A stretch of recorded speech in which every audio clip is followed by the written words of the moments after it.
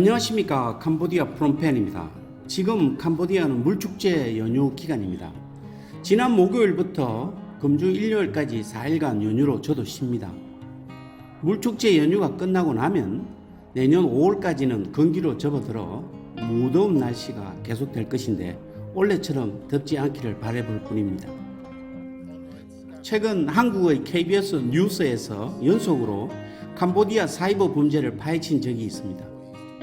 캄보디아가 전 세계 사이버 범죄의 온상처럼 돼버려 이곳에 살고 있는 교민의 한 사람으로 마음이 불편합니다. 하지만 이번 사건은 사실 한국에서 최초로 단독 보도한 것은 아니고 과거 몇 년 동안 유럽의 프렌치 TV, 독일 방송, 아랍의 알자지라 방송, 호주의 스카이 TV, 그리고 인도의 국영 방송 등 전 세계의 수많은 방송사들이 캄보디아에서 자행되고 있는 이 범죄의 심각성을 앞다투어 고발한 무거운 사건이기도 합니다. 그동안 이 나라 정부만 눈 감고 귀 막고 있었을 뿐입니다. 참고로 캄보디아는 2017년 미국의 압력으로 온라인 카지노를 불법으로 금지하였습니다만은 그간 코로나로 인해 이곳에 진출한 많은 중국인들은 돈 벌 방법을 찾지 못하던 차에 훈센의 가족들 또는 고위공직자들과 결탁, 인터넷 도박, 리딩방 사기, 그리고 온라인 피싱 등 인터넷을 통한 한국 포함 전 세계인을 상대로 할 수 있는 다양한 사기 범죄를 저질러 왔던 것입니다. 이들 중국 범죄 집단은 훈센 총리가 해외 순방할 때마다 전세기를 제공하기도 하고 수익의 일부를 제공하는 조건으로 정부의 비호를 받으며 당당하게 사업을 해왔던 것입니다. 처음에는 중국 본토만을 대상으로 사기 행각을 벌였으나 차차 조직이 커감에 따라 전 세계를 상대로 하면서 각 나라별로 그 나라의 인력이 필요하게 되었고 전 세계의 젊은이를 대상으로 왕복 항공료와 숙식 제공 등 다양한 조건을 내세워 구직자들을 모집하면서 캄보디아로 불러 감금한 후에 쉬는 날 없이 일을 시키고 실적에 따라 얼차례 무차비한 구타와 폭행, 월급 착취 등 내부적으로 많은 사건 사고가 끊이지 않게 되었으며 탈주자들이 늘어나고 심지어는 그곳에서 자살하는 사람까지 나오는 등 전 세계적으로 이 범죄가 알려지게 된 계기가 된 것이었습니다. 이제 사태의 심각성을 인지한 이 나라 정부와 훈 마네 총리는 지난주 캄보디아 남부 해변도시 깹에서 열린 해변도로 개통식 연설에서 더 이상 고위공직자들과 연결된 온라인 사기 범죄를 자시하지 않을 것이며 엄벌로 다스리겠다고 하였고, 그리고 이와 관련된 중국 사업가들도 모두 모니터링해 다시는 이런 범죄가 발생하지 않도록 원천적으로 차단시키겠다고 약속하였습니다. 아무튼 과거 아버지 때와는 달리 뭔가 달라지기를 지켜볼 뿐입니다. 그리고 이 구직 조건을 보고 입국하는 한국 젊은이들 또한 한국에서도 그리 어렵다는 취업이 이 나라에서 뭐가 있다고 취업이 되겠습니까? 세상이 그리고 이 나라를 너무 쉽게 생각하는 것은 아닌지 걱정되기도 합니다. 덧붙여 이번 연설에서 훈 마네 총리는 복고산 지역만 제외하고 깹과 깜뽀드에서는 절대로 새로운 카지노를 허가해 주지 않겠다고 했습니다. 이 지역만큼은 도박 사기로 패가 망신한 시아누구빌 도시처럼 만들지 않겠다는 의지로 보이며 지 아버지와는 다른 행보를 하는 것 같아 다행스럽게 생각되기도 합니다. 또한 마네 총리는 한국을 본떠 올레길과 자전거 전용 도로를 꼭공섬, 시아누구빌, 깹, 깜포 등 4개 해안선을 따라 개발하겠다고 하였습니다. 이 해변 도시들이 더 이상 불법과 범죄로 인한 혼란의 도시가 되지 않고 진정한 관광의 도시가 되기를 바라봅니다. 이번 KBS 보도로 당분간 한국인들은 캄보디아에 관심이 줄고 진출하는 것은 더 어려워 보입니다. 코로나로 쓰러진 캄보디아 입장에서는 더 악재로 일어날 힘조차 없어 보입니다. 저희와 같이 이곳에서 장사하고 있는 교민들은 이번 보도 때문에 정말 울고 싶은 심정입니다. 저희 빌딩 임대 사업은 거의 3개월째 새로운 입주자를 찾지 못하고 있고 침체된 부동산 경기 여파로 철근 등 철강 유통 사업 또한 고통스럽습니다. 큰 건설 현장에서는 반드시 20mm부터 32mm까지 직경이 두꺼운 철근을 주건으로 사용, 시작할 때부터 들어가야 합니다. 하지만 올 한 해 이런 사이즈들의 주문을 받아본 적이 없습니다. 제가 이런 상황인데 우리 국민들의 사정은 또 어떠하겠습니까? 산 넘어 산, 엎친 데 덮친 겨, 누구는 뒤로 잡아줘도 코가 깨진다고 미국 대선에서 트럼프가 당선되었습니다. 그간 중국과 죽고 못 사는 밀월 관계를 모를 리 없는 행정부 입장에서는 캄보디아가 상당히 난처한 입장에 직면해 버렸습니다.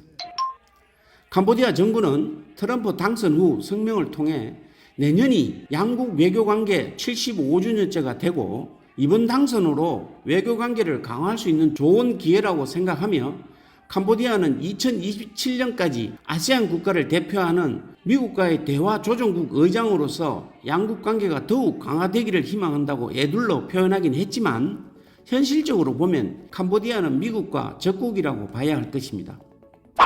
이미 중국을 위한 해군 기지와 공군 비행장을 제공하였으며 베트남으로 흘러가는 메콩강을 통하지 않고 바로 내륙으로 올 수 있는 내륙 운하 공사를 중국 도움으로 시작했기 때문입니다. 비약할 필요는 없지만 미국과 중국 전쟁이 터지면 중국 군사 기지를 지키기 위해 미국과 싸워야 하는 입장에 서게 된 것입니다. 다 전 총리 훈센의 작품이지만 지금의 중국과의 관계를 끊을 수 없는 혈맹 그 이상의 관계로 봐도 무방할 것입니다. 다행스러운 점은 비록 중국을 못 잡아먹어 안달인 트럼프이긴 하지만 과거 트럼프 1기 정부 때 미국은 캄보디아 외교 정책에 있어 전혀 관심조차 두지 않았던 것입니다. 중국이 이 나라에 들어와 군사협정 등 다양한 협력 관계를 발전시켜 나갈 때 그 어떤 제지도 하지 않았기 때문입니다. 오히려 이 기간 캄보디아를 포함한 아세안 국가들에 대한 미국의 영향력은 축소되었고 중국의 영향력은 더욱 강화된 시기였습니다. 제 개인적으로 바라는 바는 제2기 재임 기간에도 이 나라에 특별한 제재 없이 트럼프가 눈길조차 주지 않기를 바랄 뿐입니다. 반대로 트럼프가 달러 사용국인 캄보디아에 경제적 제재를 가한다든지 미국과 중국 중 하나를 선택하라고 한다면 그냥 이 나라는 엿대고 마는 것입니다. 트럼프는 충분히 그를 황당한 요구를 할 수 있는 인물이기도 합니다. 이미 캄보디아는 중국 없이는 생존이 어렵고 중국에 의한 중국을 위한 중국의 나라가 되었습니다. 이 나라 개발은 전적으로 미국이 아닌 중국인의 손에 달려 있다 해도 과언이 아닌데 이 나라가 중국을 외면하고 나라 경제를 꾸려간다는 것은 미국은 없어도 되지만 중국 없이는 불가능하기 때문입니다. 제발 트럼프 행정부는 캄보디아를 보지도 듣지도 않기를 바랄 뿐입니다. 그리고 이번 정부는 아버지 때처럼 경거망동으로 미국의 눈밖에 나서는 행동은 하지 말아야 할 것을 기대합니다. 그리고 조심스럽긴 하지만 트럼프 행정부는 연방은행 준비율을 다시 낮추고 달러를 풀겠다고 했습니다. 이는 캄보디아에도 말라버린 달러의 유입이 늘어나고 부동산 등 경제도 살아날 수 있다는 작은 희망을 가지게도 하는 것입니다. 지금 이 나라는 중국이 벌려놓은 마무리되지 않는 사업들이 너무 많습니다. 중국인들이 가장 많이 투자한 프롬펜이나 시아누크빌 시내만 돌아다녀 봐도 짓담한 건물들 투성이고 더 이상 새로운 공사는 없다고 하더라도 저질러 놓은 공사만이라도 마무리되기를 같이 희망해 봅니다. 저희는 지난달 판매한 공장 땅에 대해 중국인 구매자와 정식으로 계약 체결을 완료하였습니다. 계약금 50%는 은행 대출 상환에 전부 사용되었고 등기 이전 후 잔금 50%가 입금되면 회사 운영에도 숨통이 트일 것으로 보입니다. 한국도 마찬가지겠지만 지금 캄보디아에서 부동산 거래는 거의 없습니다. 아무리 낮은 가격으로 내놔도 캄보디아인들은 돈이 없고 중국인들은 돌아오지 않았고 한국 등 외국인들은 이 나라의 부정적인 이미지와 예측 불가능한 미래 때문에 관심조차 없습니다. 내년 트럼프 정부가 들어서 미국이 정확한 방향을 보여준다면 캄보디아도 개선되고 뭔가 달라질 수 있을 것입니다. 지금의 아무런 상황에도 저희가 시작한 부동산 온라인 거래 사이트인 캄보디아 프로는 시내 주요 장소에 광고판 설치 부착하였고 온라인 광고, 전단물 제작 등 사이버 홍보에 혼신의 힘을 쏟고 있습니다.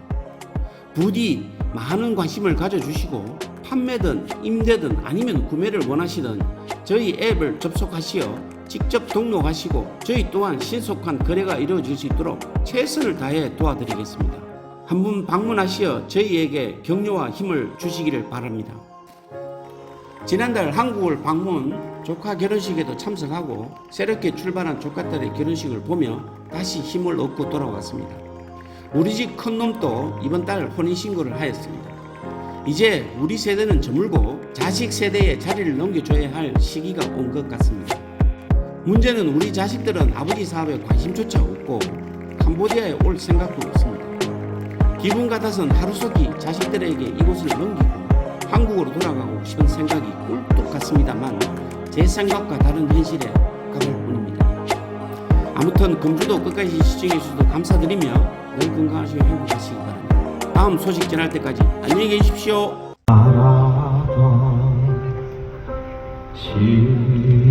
시간이 왔어요. 모든 사람의 축복을 사랑에서 약을 하고 있죠. 세월이 흘러서 병들고 지칠 때 지금처럼 서로 위로해줄 수 있나요?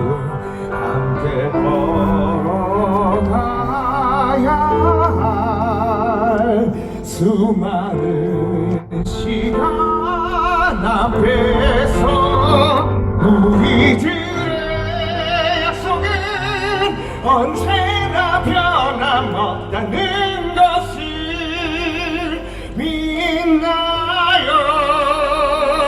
힘든 날도 있겠죠.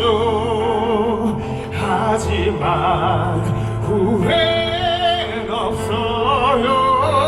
저 하늘이 부르는 그날까지 사랑만 가득하다는 것을 믿어요.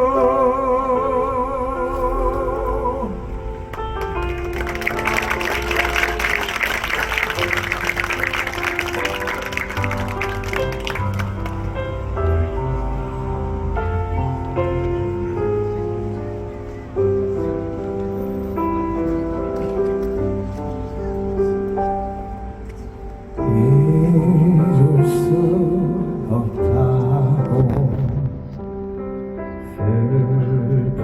슬퍼했던 날들 낯설었던 그 이별도 이젠 추억이라 할 수 있죠. 함께 걸어가야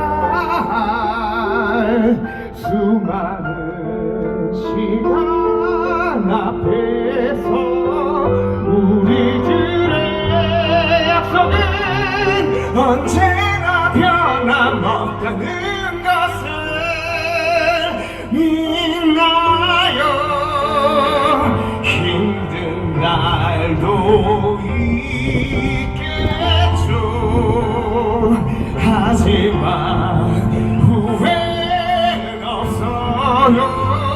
저 하늘이 부르는 그날까지 사랑만 가득한